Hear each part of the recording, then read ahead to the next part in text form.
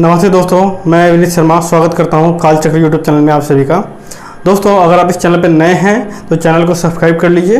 Video अगर पसंद आए तो उसको लाइक कर लीजिएगा, और जो सब्सक्राइब करने के बाद आपको जो बेल आइकन मिलता है साइड में, वो उसमें से सबसे टॉप पे जो ऑल का ऑप्शन आता है उसको क्लिक कर लीजिएगा, ताकि जो भी वीडियो मैं डालूँ उसका नोटिफिकेशन सबसे पहले आप ही को मिले। ओम नमस्ते दोस्तों, मैं विनीत शर्मा कालचक्र यूट्यूब चैनल में आप सभी का स्वागत करता हूँ। आज का जो विषय है वो श्री राम जी के चरित्र के ऊपर है। हमें श्री राम जी से क्या लेना चाहिए, वो उनके चरित्रों से हमें क्या सीखना चाहिए, हम अपने चरित्र को उस कैसे बना सकते हैं, उसी के विषय में है कि श्री राम जी के अंदर में क्या गुण थे जिसके कारण आज हम उनको पूजते हैं। तो उसके पहले मैं बता दूं, आज श्री राम जी का भूमि पूजन है। आज 5/8/2020, ये 500 सालों बाद ये ऐतिहासिक घड़ी है जब हमारे जितने भी हिंदू भाइयों ने अपने प्राणों को निछावर किया है इस राम जन्मभूमि के लिए, उनके पुण्यों का ही कर्म आज हमें मिल रहा है। और आज यहाँ पे राम मंदिर, आज इनका शिलान्यास है और आज के बाद बनना स्टार्ट होगा। तो इसके लिए सभी हिंदू भाइयों को धन्यवाद, और तहे दिल से मैं भी ये घड़ी का इंतज़ार कर रहा था। चलिए, आज का जो विषय है उसके ऊपर मैं चलता हूँ। महर्षि वाल्मीकि जी का जो रामायण है, वाल्मीकि रामायण, उसमें कुछ स्टार्टिंग में ये लिखा हुआ है कि वाल्मीकि रामायण प्राचीन भारतीय आर्य सभ्यता और संस्कृति का दर्पण है, जिसमें श्री राम एक आदर्श मित्र, आदर्श भाई, आदर्श पति और आदर्श सम्राट भी हैं। लक्ष्मण एक ऐसा भाई है जो ज्येष्ठ भ्राता के दुख और सुखों में, हानि और लाभ में सदा उनके साथ रहते हैं, चाहे वे नगर में हो या वनों में। वहीं भरत एक ऐसा भाई है जो चक्रवर्ती राज्य को ठोकर मार देता है, और माता सीता एक ऐसी नारी रत्न है जो मन, वचन और कर्म से श्री राम के अनुरक्त है, जो आज के युवक और युवतियों के चरित्र निर्माण के लिए रामायण से बढ़कर और कोई शिक्षापूर्ण एवं नैतिक आदर्शों से युक्त ग्रंथ नहीं हो सकता।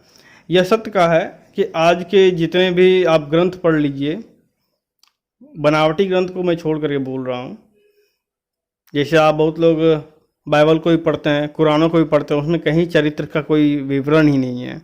इंसान को या मनुष्य को किस तरह चरित्र निर्माण करना चाहिए, उनको चरित्र किस तरह होना चाहिए, दुनिया के लिए आदर्श होना चाहिए, उस तरह आज किसी में नहीं है। इसी कारण आज समाज की हानि हो रही है, सभी चरित्रहीन बने बैठे हैं। जब उनको चरित्र निर्माण ही नहीं पता चलेगा किस तरह हो, तो कैसे चरित्र का निर्माण करें। चलिए इससे आगे बोलते हैं। श्री राम जी माता पिता के आज्ञाकारी थे, सत्यवादिता उनके अंदर में थी, प्रतिज्ञा, परिपालन, दीन, दुर्बल और आश्रितों को संरक्षण देते थे, एक पत्नी व्रत थे, वर्णाश्रम, मर्यादा, अनुशासन, आचरण और न्यायानुकूलम आचरण, भ्रातृप्रेम, त्याग, उदारता, संध्या यज्ञ आदि गुणों के धनी थे श्री राम जी। यह सभी जितने भी गुण हैं, ये तो छोटे बहुत कम में मैं लिया हूँ, मगर बहुत सारे ऐसे गुण हैं जिनको वाल्मीकि रामायण पढ़ने के बाद ही हमें पता चलेगा। तो मैंने पढ़ा है, इसलिए मैं उतने तो बता नहीं पाऊँगा, क्योंकि ज़्यादा बताने पे ये वीडियो लंबा हो सकता है। चलिए एक एक गुणों को मैं विस्तार से बताता हूँ, जहाँ जहाँ ये घटित हुए हैं और उनके गुणों को दर्शाया गया है। इससे पहले श्री राम जी को एक बात जान लीजिए, श्री राम जी आर्य थे, श्री कृष्ण भी आर्य थे। जितने भी हमारे ऋषि मुनि हुए हैं वो सारे आर्य थे। रामायण में श्री राम जी को आर्य कहा गया है, महाभारत में श्री कृष्ण जी को आर्य कहा गया है, चारों वेदों में, मनुस्मृतियों में, उपनिषदों, रामायण, महाभारत और 18 पुराणों में, हर ग्रंथों में हमें, मतलब जो भारत भूमि पर रहते हैं वो आर्य हैं। हम सभी आर्य हैं। अब श्री राम जी के गुणों पे आते हैं। हम सभी को जानते होंगे, या बहुत लोग नहीं भी जानते हैं जिनको नहीं पता है। श्री राम जी यज्ञ और संध्या करते थे। प्रतिदिन दैनिक यज्ञ होता था।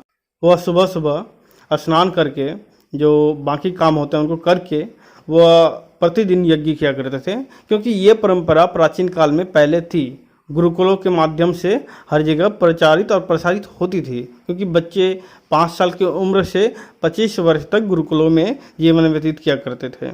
इसलिए ये जितने भी यज्ञ और संध्या की विधि थी सभी लोग करते थे, और यज्ञ करना सभी का धर्म है। जितने भी हिंदू हैं आज उनको यज्ञ करना चाहिए अपने घरों में। दूसरा, श्री राम जी एक पत्नी व्रत थे। उन्होंने कभी भी दूसरी शादी नहीं की थी। उन्होंने सिर्फ एक ही शादी किया और उसी पे अपने जीवन निछावर कर दिया। और इसका वर्णन आपको बालकांड के 32वें सर्ग में आपको मिल जाएगा। आज्ञा पालन और सत्यवादिता। श्री राम जी को आपको जैसे पता है, सब लोग जानते हैं कि श्री राम जी माता पिता के पालन आज्ञाकारी पुत्र थे। जब उनका राज्याभिषेक होने वाला था तब उन्हें राज्याभिषेक के स्थान पर उन्हें वनवास मिला, तो उन्होंने वो भी सहर्ष स्वीकार किया। माता कैकेयी के द्वारा कहे गए वचनों को सुनकर श्री रामचंद्र जी कहते हैं, मैं प्रतिज्ञा करता हूँ कि मैं उनकी आज्ञाओं का पालन करूँगा। और एक बात प्रचलित है कि श्री रामचंद्र जी एक बार जो बोल देते थे वही करते थे। दीन दुर्बल और आश्रितों का संरक्षण।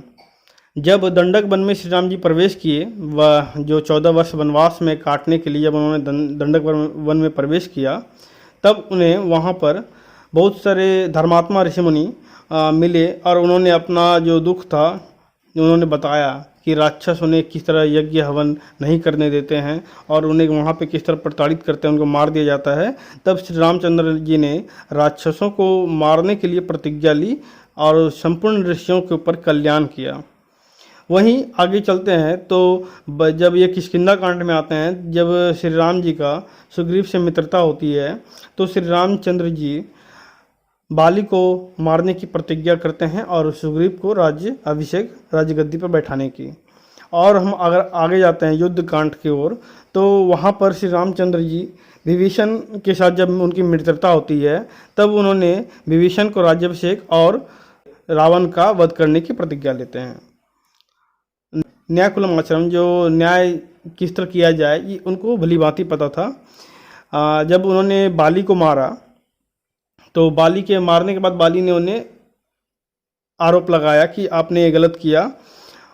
हाँ, उसके बाद जब श्री रामचंद्र जी ने उन्हें समझाया कि गलत बाली ने किया है कि अपने छोटे भाई की स्त्री को किस तरह हरण कर अपने अधीन कर लिया और फिर छोटे भाई का राज्य उनको जो मिला था वो भी उससे छीन लिया, तब बाली को समझ आया कि हाँ श्री रामचंद्र जी गलत नहीं कर रहे हैं, सच कर रहे हैं। तो इसी तरह और आगे अगर हम बढ़ते हैं तो उदारता का भी प्रतीक है। त्याग का तो जानते हैं कि उन्होंने अपना राज्य पाठ छोड़ दिया सिर्फ माता पिता के एक कहे वचनों पर। तो अगर हम उदारता की बात करें, जब श्री रामचंद्र जी लंका के लिए प्रस्थान हुए थे, जब पुलों समुद्र में पुल बना करके उन्होंने लंका में प्रवेश किया, तब शुक्र और सारण 2 गुप्तचर आए थे रावण की तरफ से, उनका भेद जानने के लिए कि उनके सेना में कितने लोग हैं, कितने महाबली हैं, इन सभी को जानने के लिए आए थे। और उन्होंने ये जाना, मगर उस समय विभीषण जी उनको पकड़ लेते हैं। वो जानते हैं कि कौन गुप्तचर भेष बदल कर आया है, तो उन्होंने उसको पकड़ लिया और वहाँ पे उसको खूब कुटाई की। बाद में श्री रामचंद्र जी उनको अभय दान देते हैं। ये उनकी उदारता का ही प्रतीक है कि उन्होंने शत्रु के गुप्तचरों को भी छोड़ दिया और उसके साथ गुप्तचरों जैसा ही न्याय किया। तो ये सभी जितने भी हम सीखना चाहें ये सब सीख सकते हैं कि श्री रामचंद्र जी कैसे व्यक्ति थे, कैसे महापुरुष थे कि उनके अंदर इतने सारे गुण थे। हमें भी उनके गुणों से सीखना चाहिए।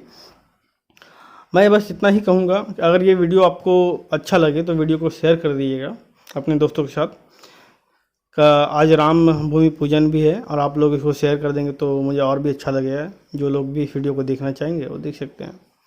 धन्यवाद। मैं इतना ही कहना चाहता हूँ। धन्यवाद।